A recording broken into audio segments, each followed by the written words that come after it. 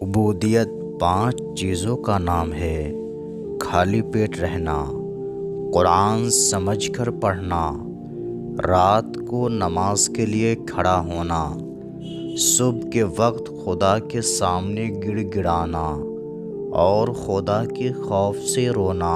خداوند عالم حدیث قدسی میں فرماتا ہے: اے آدم کی اولاد، میں جو چاہتا ہوں فوراً ہو جاتا ہے، اس لیے جن چیزوں کے کرنے کا میں نے حکم دیا ہے ان میں میری عملاً اطاعت کر، میں تجھے بھی ایسا ہی بنا دوں گا کہ تو جو چاہے گا وہ ہو جائے گا۔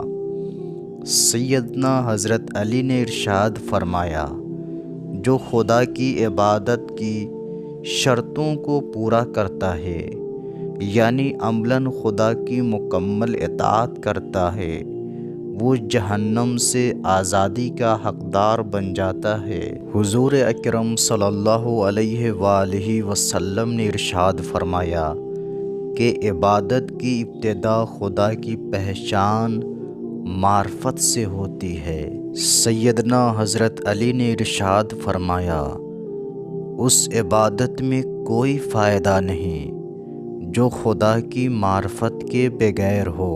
جو خدا کو پہچانتا ہی نہیں پھر وہ کس کی عبادت کرے گا؟ یقین رکھو کہ وہ میرا رب ہے جس نے اس کائنات کو خلق کیا ہے۔ سیدنا حضرت علی نے ارشاد فرمایا: یقین کی حالت میں سونا شک کی حالت میں کھڑے ہو کر نماز پڑھنے سے بہتر ہے۔